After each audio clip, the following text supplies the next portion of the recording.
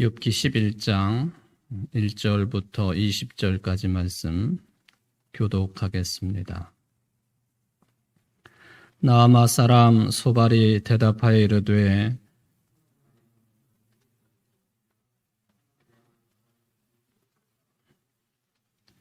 네 자랑하는 말이 어떻게 사람으로 잠잠하게 하겠으며 네가 비웃으면 어찌 너를 부끄럽게 할 사람이 없겠느냐.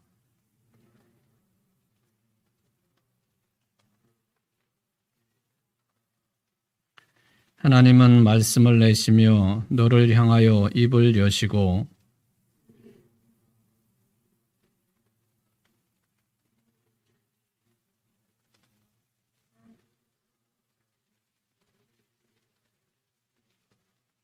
내가 하나님의 오묘함을 어찌 능히 측량하며 전능자를 어찌 능히 완전히 알겠느냐.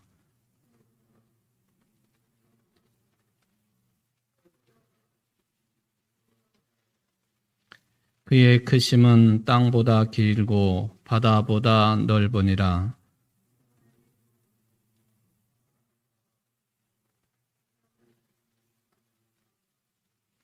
하나님은 허망한 사람을 아시나니 악한 일은 상관하지 않으시는 듯 하나 다 보시느니라.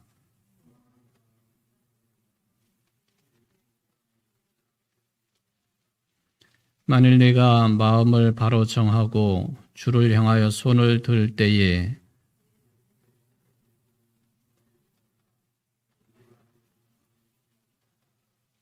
그리하면 네가 반드시 흠 없는 얼굴을 들게 되고 굳게 서서 두려움이 없으리니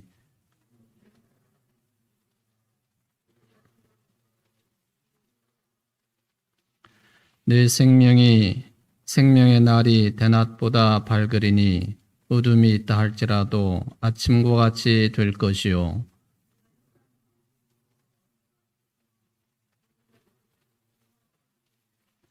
내가 누워도 두렵게 할 자가 없겠고 많은 사람이 내게 은혜를 구하리라.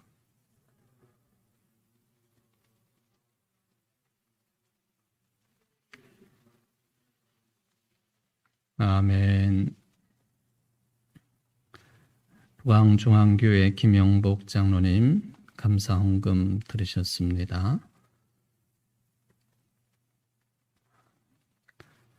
오늘 이제 이 욥기서 11장 말씀을 세 번째 우리가 읽고 또 일단의 해석을 좀 하는 시간을 갖도록 해 보겠습니다.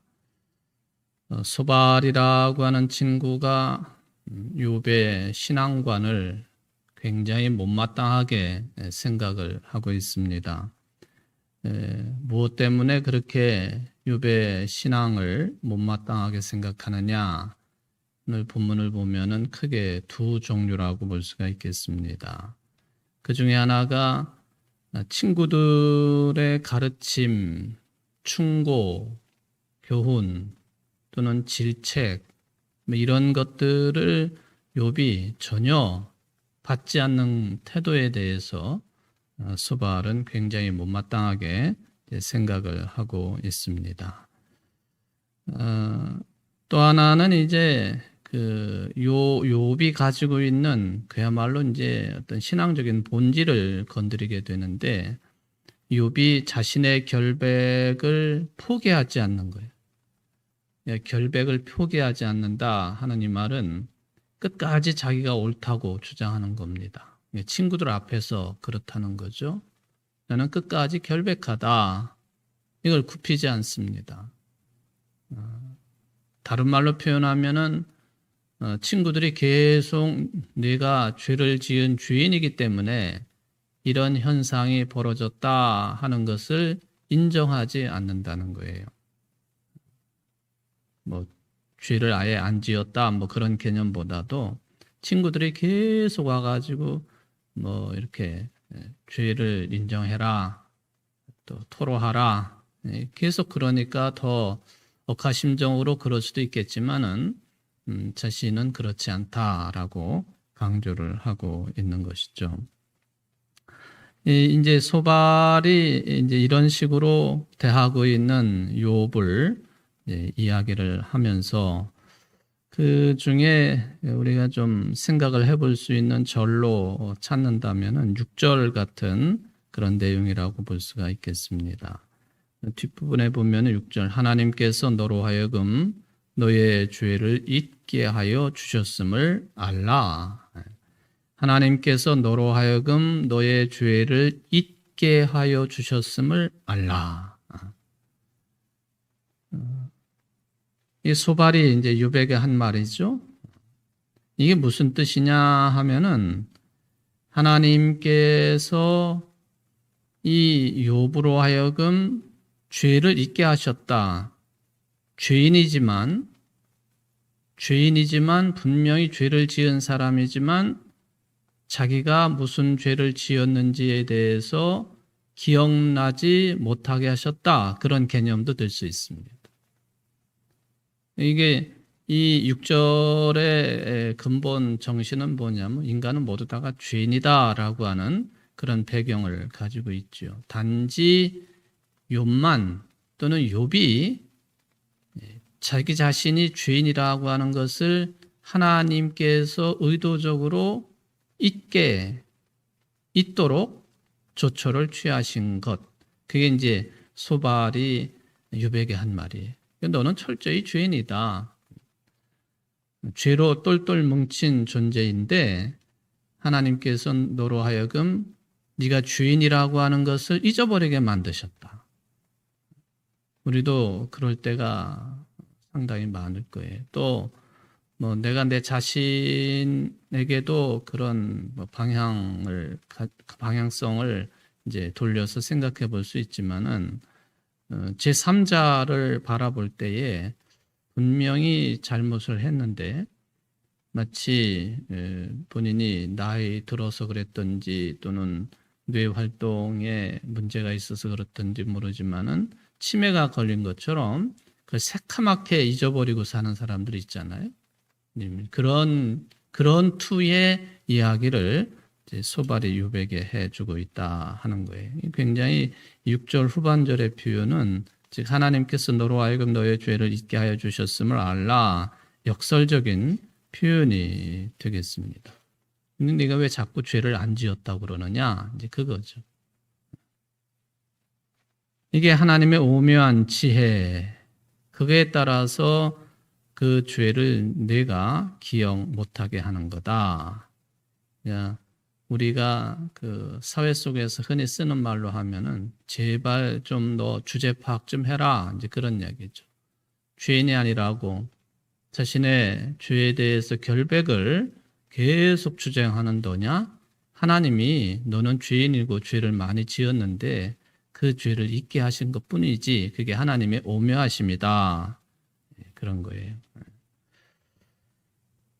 이제 이 6절까지가 그런 내용이고 두 번째 단락이 이제 7절부터 11절까지 내용이 되겠습니다. 이 7절부터 11절까지의 이 내용이 어쩌면은 그 구약 성경 전체가 지향하고 있는 하나님관 또는 하나님에 대한 신앙관이라고 표현할 수 있는 하나님의 전지전능하심을 언급하고 있는 그런 내용입니다. 좀 전에 죄를 기억나지 못하게 하시는 하나님, 그 오묘하신 하나님, 여기 이제 전능하신 하나님, 이 두 가지를 이제 합쳐서 설교 제목으로 삼았습니다만은 전지전능하신 하나님이시다 하는 거예요. 이 7절부터 11절까지를 읽어보면은 다른 내용들도 비슷한 느낌을 받지만 소발이라고 하는 친구가 정말 대단한 인물이다라는 필피적으로 보면은 그런 느낌을 확 받을 수 있는 내용들이 되겠습니다. 마치 욥기서 후반부 거의 끄트머리 가게 되면은 창조주 하나님 앞에서 까불던 욥이 하나님께서 이런저런 일을 행하실 때에 내가 그때 거기 있었느냐, 너는 어디 있었느냐 이런 투로 하나님이 욥을 질책하시지 않습니까? 마치 그런 느낌을 받게끔 소발이 지금 이제 7절부터 11절 사이에서 이야기하는 것을 이제 볼 수가 있습니다. 욥기서 41장 1절에 보면은 네가 리워야단을 낚시로 낚을 수 있느냐? 엄청난 괴력을 가지고 있는 괴물과 같은 존재인 리워야단. 내가 이 리워야단을 낚시로 낚을 수 있느냐라고 하나님께서 욥을 향해서 말씀을 하시죠. 이건 어떤 의미냐 하면은 내가 만들어 놓은 이 창조 세계의 신비를 네가 다 알 수 있냐? 근데 왜 이렇게 교만하게 구냐? 또는 이제 친구들하고 대화 가운데 계속 지적당한 것처럼 네가 뭘 안다고 그러느냐? 뭐 이제 그런 개념인데 이 41장 1절 말씀 이외에도 이 욥기서 마지막 부분에 계속 그런 투로 하나님이 욥을 지적을 하시고 또 욥으로 하여금 이제 입을 닫게 만드시는 그런 말씀들을 해 주시지 않습니까? 근데 여기 소발이 이 욥기서 끄트머리에 그런 느낌을 받게끔 이 두 번째 단락에서 계속 그런 이야기를 하고 있다라고 볼 수가 있겠습니다. 물론 이제 똑같은 차원이거나 똑같은 표현은 아닙니다만은 마치 욥기서 후반부의 내용을 줄여놓은 것처럼 소발이 말을 하고 있다. 창조의 하나님, 섭리하신 하나님, 그 웅장함과 또 광대함 앞에서 하나님의 이러한 말씀 앞에서 욥이 아이고 내가 쓸데없이 말이 많았습니다. 그렇게 항복하지 않습니까? 여태까지는 하나님을 듣기만 했는데 이제 비로소 직접 보게 되었습니다. 이런 신앙 고백을 욥이 하게 되었는데 상당히 유사한 그런 표현법을 사용해서 소발이 욥에게 이야기를 하고 있습니다. 보십시오. 내가 하나님의 오묘함을 어찌 측량하며 전능자를 어찌 능히 알겠느냐. 비슷하잖아요. 7절에 있는 이 내용이 소발의 이야기인데 욥기 결론 부분에 있는 말처럼 그런 투로 들린다 하는 이야기죠. 욥기서의 핵심적인 주제입니다. 인간이 아무리 뛰어나고 또 노력을 많이 한다 할지라도 절대로 하나님의 섭리와 하나님의 통치를 이건 뛰어넘을 수 없는 존재입니다. 21세기가 뭐 그렇지 않다라고 이야기하는 과학자들이 많이 있기는 하지만 여러분 그 우주과학을 연구하는 사람들 그런 사람들 가운데 크리스찬의 비율이 굉장히 높은 거 아시죠? 우주를 연구하는 사람들, 천체를 연구하는 사람들 그 최첨단의 과학 지식을 가지고 있는 사람들인데 왜 그럴까? 우주를 알면 알수록 별을 연구하면 연구할수록 우주의 처음 시작과 또 끝에 대해서 이야기하면 할수록 그 신비로움에 휩싸일 수밖에 없는 거예요. 쉽게 말하면 누가 이것을 이렇게 만드셨을까? 또 어떻게 이런 모든 것들이 질서 있게 움직이고 있는가? 끝은 무엇일까? 뭐 이런 질문들이죠. 절대로 인간 지혜를 가지고 AI를 동원한다 할지라도 그 해답을 얻을 수가 없어요. 소발이 욥에게 하는 말투가 그런 내용이고 또 욥기서 끄트머리의 내용도 하나님이 욥에게 그런 말씀을 해주시고 이제 입을 닫게 만드는 그런 내용들 아닙니까? 그래서 하나님은 전지하시고 전능하신 분이시다. 이 신구약 성경의 핵심적인 개념입니다. 우리가 예배 때마다 또 틈이 날 때마다 사도신경을 고백하지요. 새로 번역이라고 그럴까요? 새로운 사도신경은 그렇지 않은데 우리 교회는 사도신경을 전통적인 사도신경을 그대로 신앙 고백으로 삼고 있죠. 전능하사 천지를 만드신 하나님 아버지를 내가 믿사오며 전능하사 뭐 여기 전지전능 다 같이 포함해서 표현할 수 있는 그런 내용입니다. 이 사도신경은 우리 개신교의 신앙의 핵심이에요. 굉장히 중요한 내용이죠.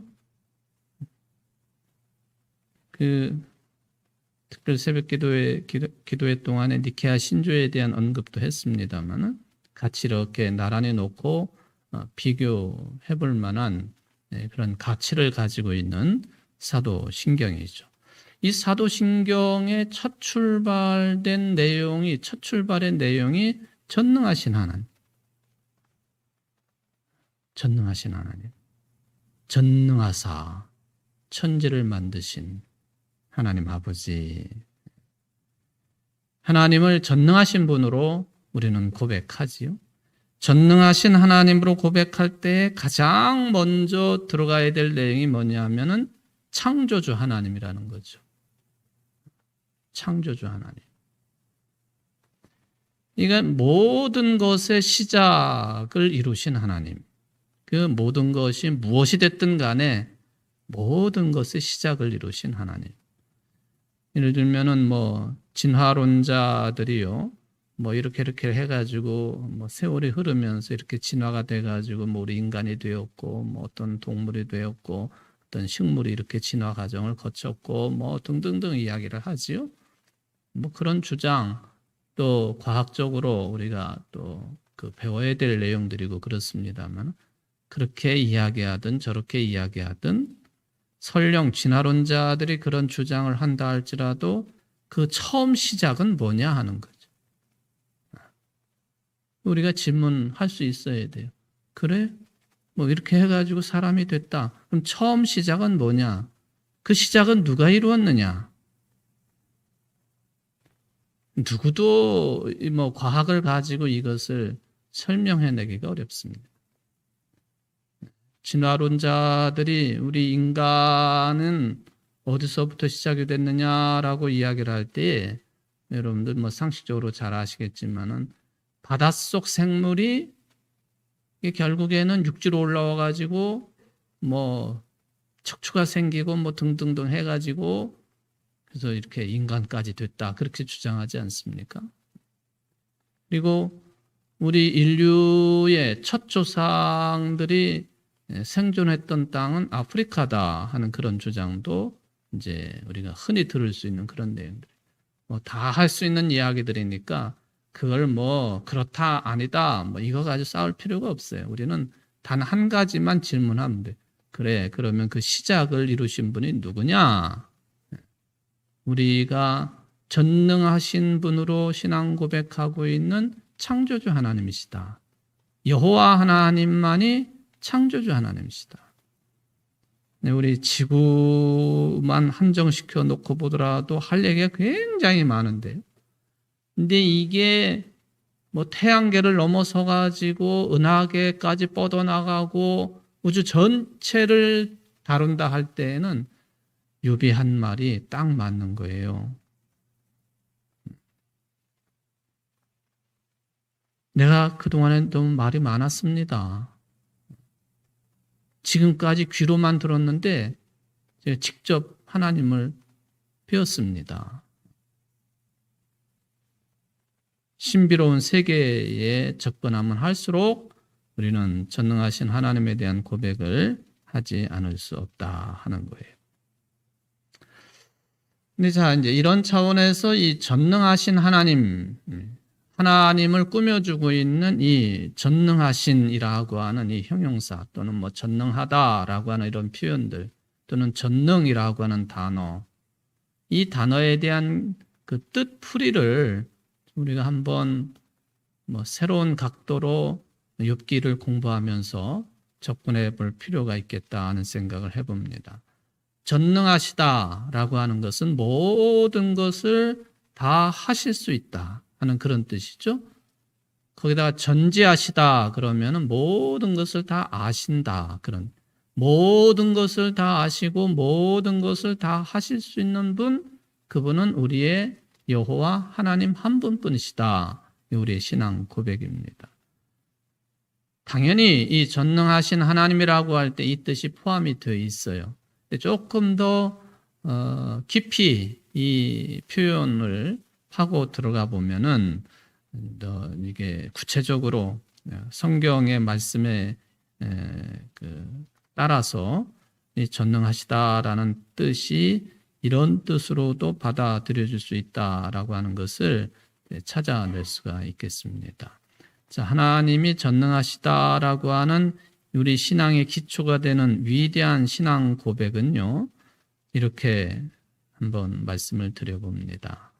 하나님의 하시는 일, 하나님의 섭리, 하나님의 통치가 우리 인간들의 예상을 벗어날 때에 인간들이 생각하고 예측하고 예상하는 것을 벗어날 때에 전능하시다라고 표현할 수 있다는 거예요. 모든 것을 그냥 뭉뚱그려 가지고 다 하실 수 있는 하나님은 당연히 우리가 기본적으로 가지고 있는 하나님에 대한 신앙 고백입니다만은 조금 구체화시켜서 표현을 해보면 하나님의 섭리와 하나님의 통치와 하나님께서 하시는 일, 그 처음과 나중 모두 다가 피조물인 우리 인간들의 예측과 예상과 가늠치를 벗어난 일을 하시는 분이시다. 그런 뜻이 포함되어 있다는 것이죠. 큰 능력을 가지고 계시는 하나님 당연한 것이에요. 핵심적인 내용이 될 수가 있겠습니다만은 성경의 다른 곳에 나와 있는 표현 따라 이걸 비교해 보면 우리 인간들의 생각과는 차원이 다른 분. 그렇죠. 내 생각하고는 차원이 다르신 분. 우리 인간들하고는 그 차원이 다른 하나님께서 생각하신다라고 말하는 게 좀 그렇긴 하지만 어쨌든 우리 인간들의 생각과는 차원이 다른 그런 분, 하나님이시다. 예를 들면 이제 이스라엘 백성들이 실제적으로 체험을 했던 역사인 출애굽을 생각을 해보면요, 그거는 사람들이 생각할 수 없었던 일이거든요. 근데 하나님은 그 일을 계획하시고 또 이 일에 합당한 인물로 계속 거절을 했던 모세라고 하는 사람을 지도자로 세우시잖아요. 그리고 10가지 재앙도 만나게 하시고 홍해도 건너게 하시고 만나와 메추라기를 먹게 하시고 40년 동안 구름기둥, 불기둥으로 이끌어 주시고 그리고 가나안 땅까지 들어가게 하시고 출애굽 사건이 이 비유에 아주 근접한 그런 내용을 담고 있다. 그렇게 보면 되겠습니다. 말로 표현할 수 없는 위대하고 어마어마한 사건 일들을 계획하시고 진행하시는 하나님, 우리 인간들의 생각과는 다른 차원의 분이시다. 생각하지 못한 방식으로 역사가 흘러가도록 그 역사의 물줄기를 돌려버리시는 분. 십자가 사건도 마찬가지예요. 십자가의 죽음이라고 하는 것은 세상적인 안목으로 보면 제일 비참한 것. 그리고 나무 십자가는 구약 성경에서 철천지 죄인들만 또 저주받은 인생만 매달리는 그 처형 틀이 십자가 아닙니까? 근데 하나님은 당신 자신이 거기에 달리셨다. 예수님이 달리신 거지만은 그는 하나님이 달리신 것으로 우리는 받아들여요. 사람들이 볼 때는 완벽한 실패입니다. 모든 것을 다 하실 수 있는 분이니까 모든 힘을 다 동원해가지고 예를 들면은 로마의 압제면은 로마 정권을 그저 쓰나미가 밀려오듯이 그렇게 밀어붙일 수 있는 분, 또 율법 중심의 유대교 또 유대인들이 예수님을 십자가에 달리게 하는 일에 직접적으로 관여한 사람들이라고 한다면 뭐 유대인들을 쓸어버리는 거는 일순간에 하실 수 있는 분, 그게 전능하신 분이시잖아요. 그런데 그게 사람들의 생각이란 말이죠. 그러니까 예수님의 제자인 베드로 이 가슴에다가 반도를 품고 다녔던 사람, 그런 힘을 의지해 가지고 로마를 물리치고 뭐 이런 나라를 이루고자 하는 그런 생각들. 근데 하나님은 죽으신단 말이죠. 그러니까 사람의 생각과는 다른 분. 이게 이제 전능하신 하나님을 이야기할 때에 우리가 좀 찾아내야 될 그런 내용이 됩니다. 여러분들 한번 같은 구약 성경입니다만은 잘 아시는 이사야서 55장을 한번 펴보실까요?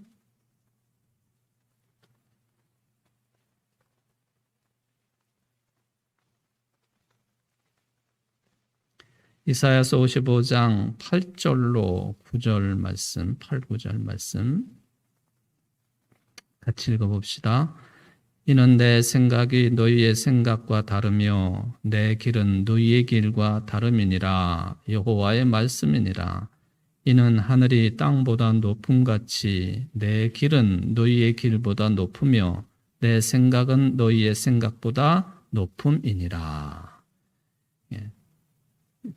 사실은 비교할 수 없는 거죠.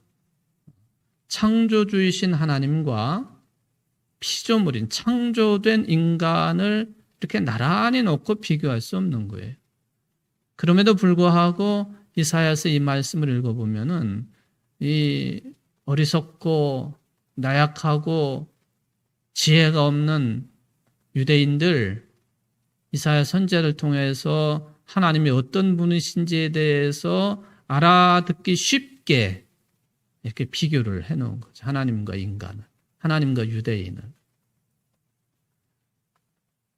우리가 흔히 이제 신인 동형론이라고 하는 그런 이야기를 하는데, 하나님이 마치 인간인 것처럼 생각도 하시고 말도 하시고 뭐 걸어도 다니시고, 왜냐하면은 에덴 동산에서는 걸어 다니셨거든요. 산책하시듯이. 뭐 이런 표현들을 우리가 신인 동형론이라고 그러는데, 이 신인 동형론이 등장을 하게 되는 것은 전부 다가 우리 인간들의 나약함 때문에 그런 거예요. 그러니까 하나님을 마치 인간처럼 그려놓으면 안 되는 것이지만, 이해를 돕기 위하여 이사야서 55장 8, 9절 말씀도 그런 겁니다. 하나님의 생각은, 하나님의 길은 우리 인간들과 다르다.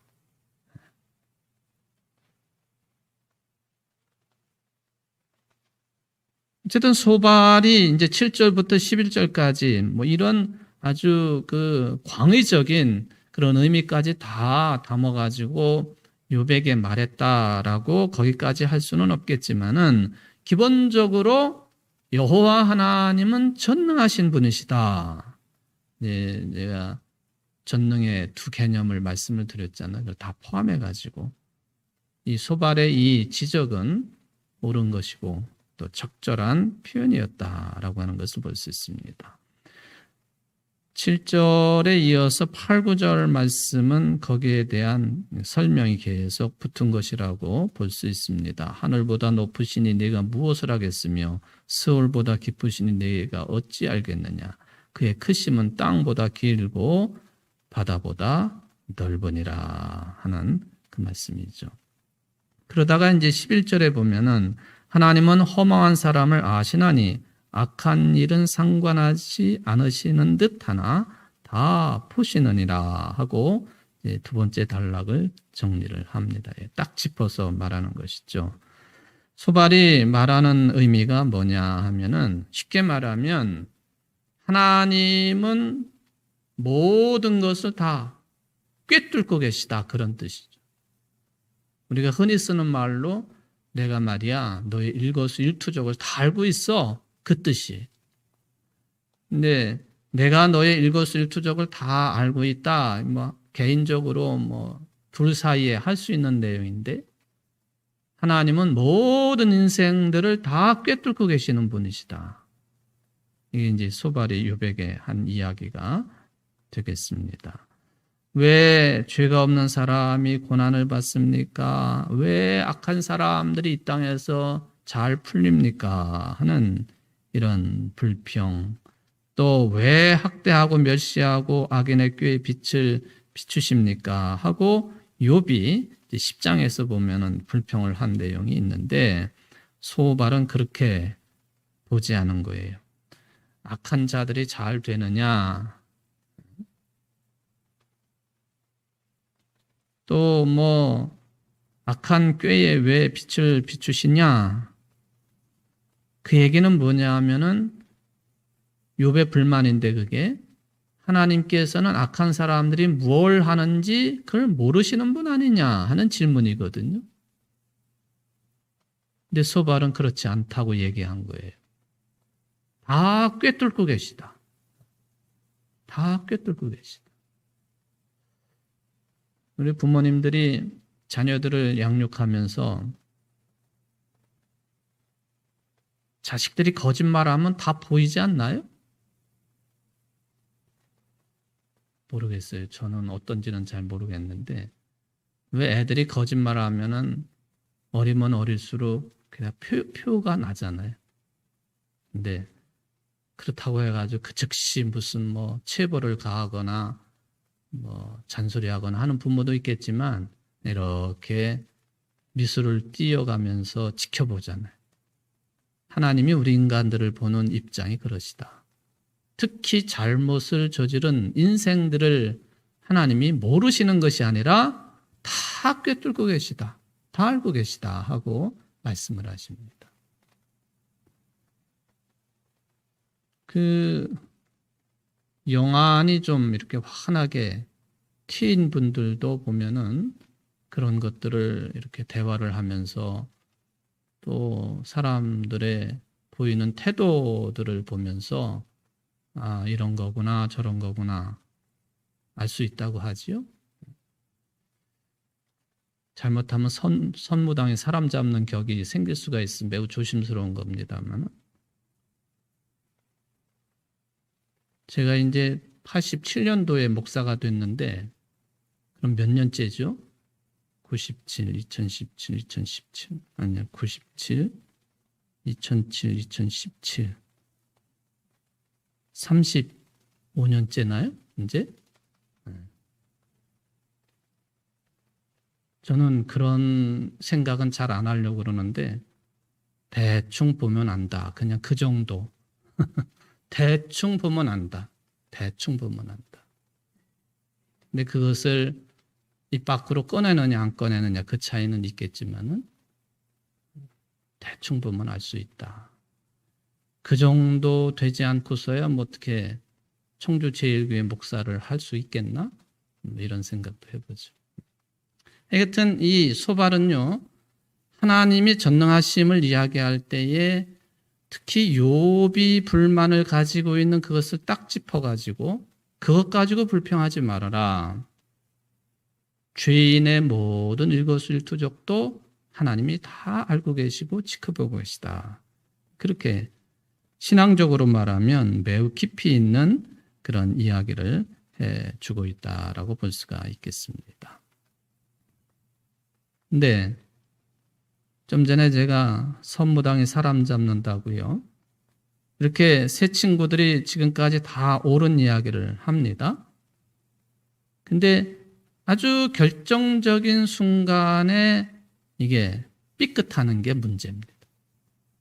결정적인 순간. 하나님이 주인의 일거수일투족도 다 알고 계신다.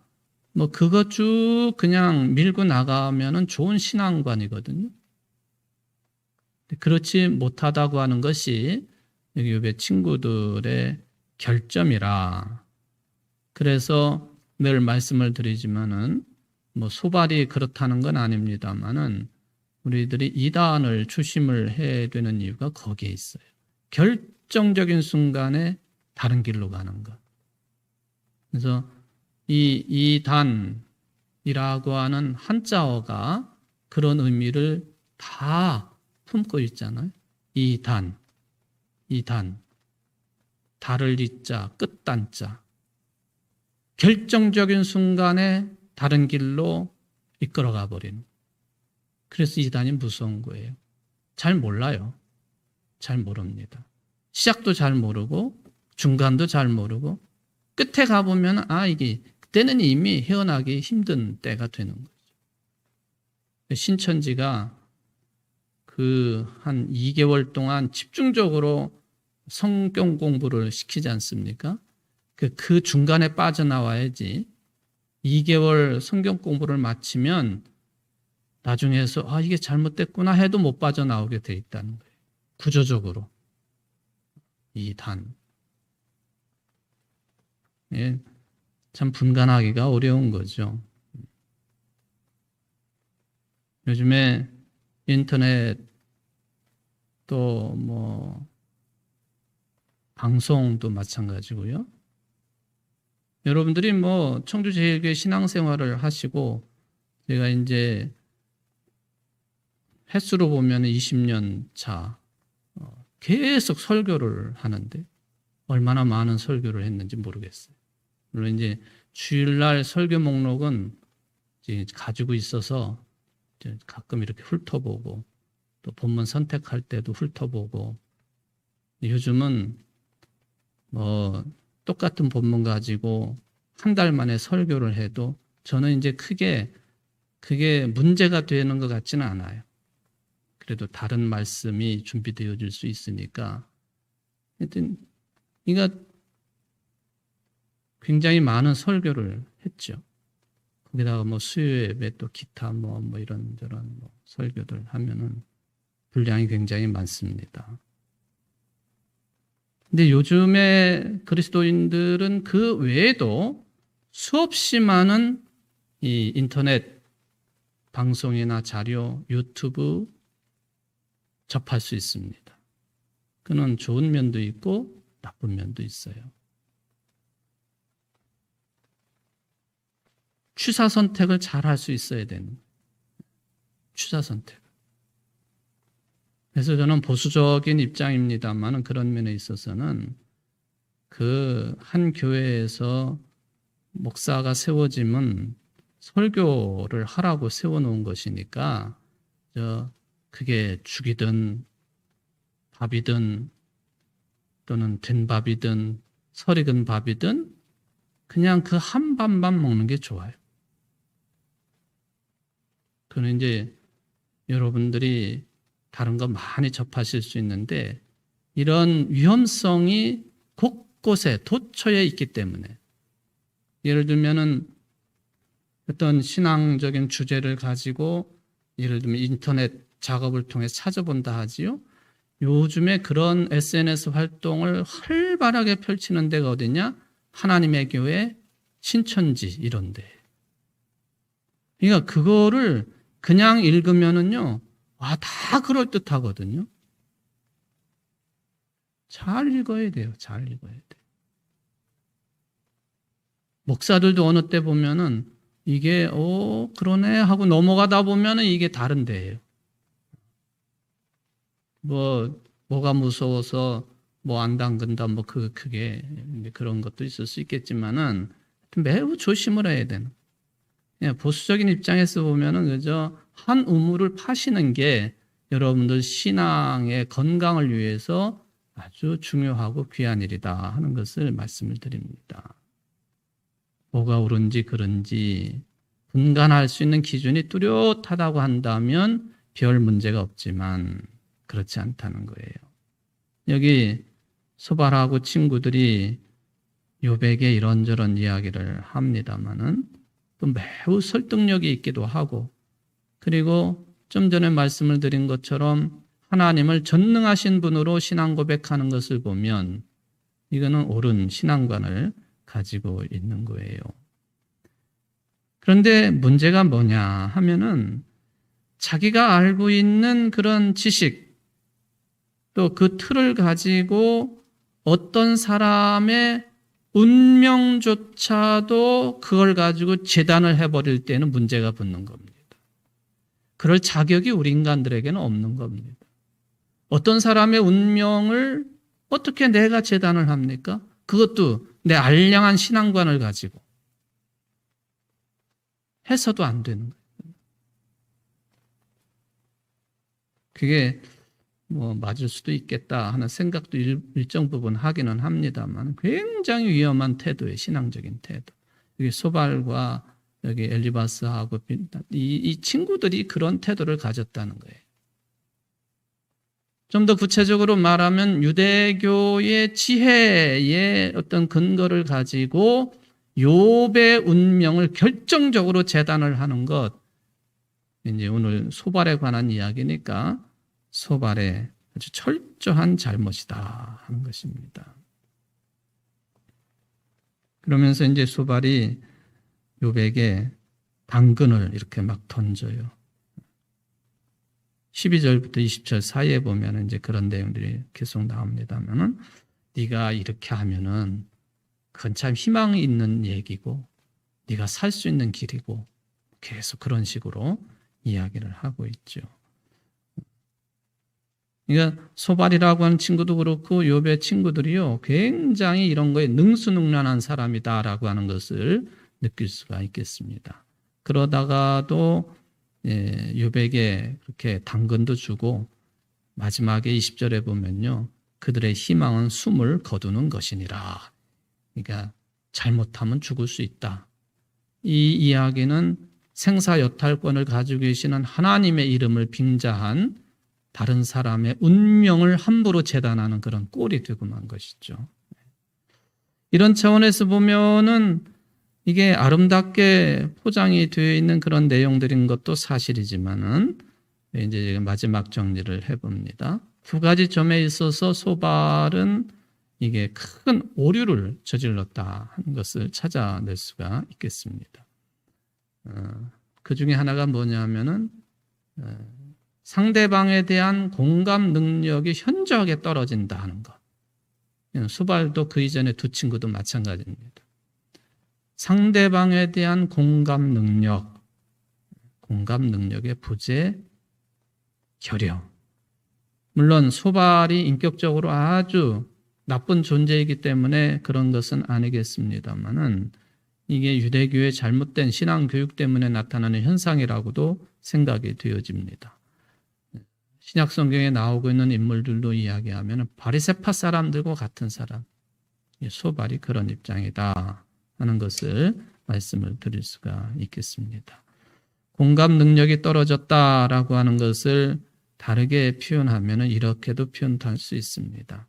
신앙인들 가운데요, 이게 굉장히 조심해야 되는 건데 기도를 더 많이 하고 성경 내용을 더 많이 잘 알고 신앙적인 체험도 보통 교인들보다는 더 많이 한 사람들 가운데 나타나는 현상 중에 하나가 자기 의의가 너무 강하다는 거예요. 자기 의의가 너무 강하다. 쉽게 말하면 내 기준이 옳다 하는 생각이 너무 강하다는 거죠. 그걸 가지고 자꾸 교훈을 하려고, 가르치려고 하고, 이랬다 저랬다 재단하려고 하고, 우리 한국의 개신교가 가지고 있는 큰 문제점 중에 하나라고도 볼 수가 있겠습니다. 또 하나, 두 번째 오류.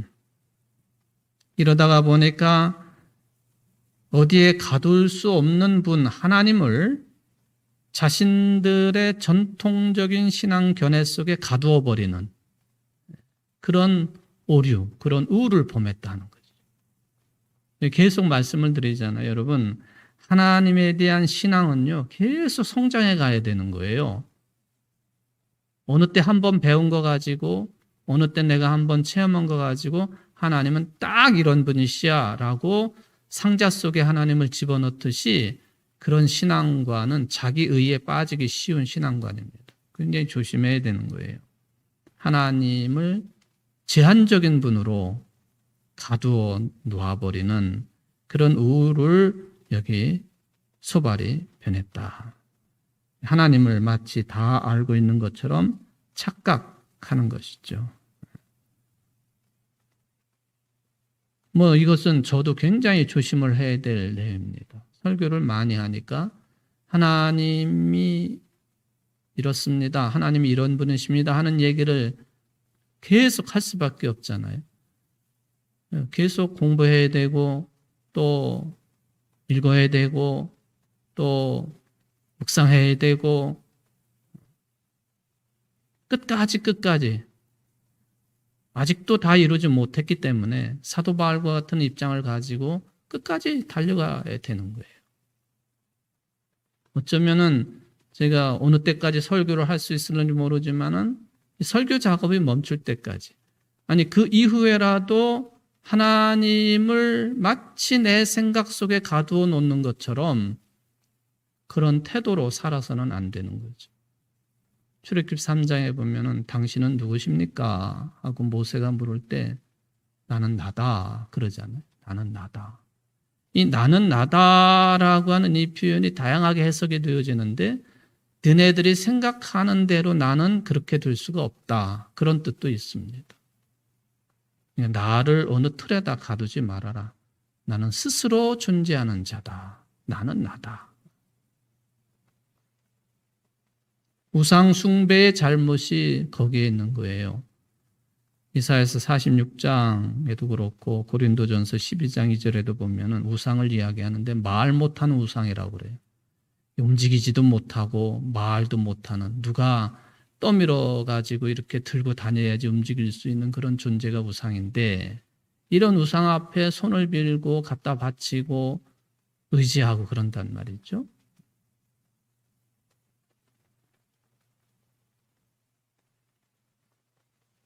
하나님은 우상들에게서나 가능한 그런 모습으로 하나님을 그렇게 가두어 버리거나 한 장소에 놓아버리거나 할 수 없는 거예요. 그러니까 하나님은 성전 안에만 계시는 하나님이 아니시다 하는 개념도 거기에 있는 거죠. 솔로몬이 성전 지은 것 잘한 일입니다만 원래의 이 성전 교회당의 개념은 천막 개념이에요. 천막.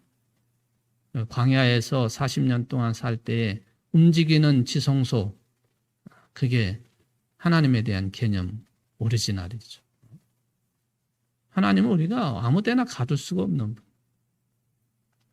주머니에 이렇게 집어넣었다가 필요할 때 꺼내가지고 이거다 그렇게 하실 수 없는 분이라는 거예요. 근데 소발이 저지른 잘못이 잘못된 신앙교육에 의해서 그런 하나님관을 가지고 있었던 것이 잘못이다.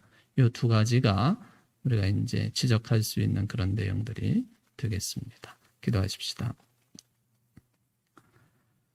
전지전능하신 하나님, 무소부재하신 하나님, 우리가 입으로는 이렇게 하나님을 신앙 고백하면서도 내 생각에 하나님을 가두어 버리고 또 내 지식의 근거로 하나님을 재단하고 판단하고 자기 의에 강한 그런 존재들이 되고 말았습니다. 이게 우리가 하나님 앞에서 회개해야 될 아주 중요한 내용들임을 깨닫습니다. 여기 소발이 하는 말 족족 너무나도 귀한 말을 하고 또 겉으로 볼 때에도 뻔지르르한 그런 말을 합니다마는, 그러나 정리를 해보면 그도 역시 이런 우울을 범하고 있는 인생이라고 하는 것을 깨닫게 됩니다.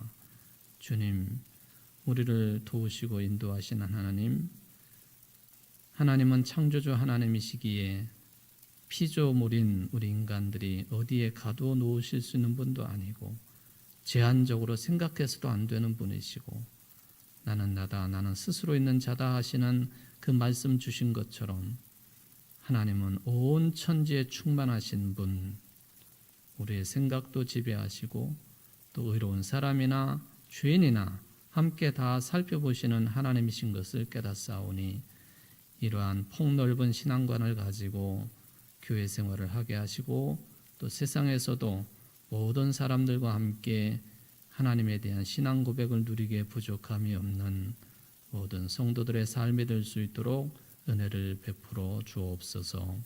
예수님의 이름으로 기도하옵나이다. 아멘.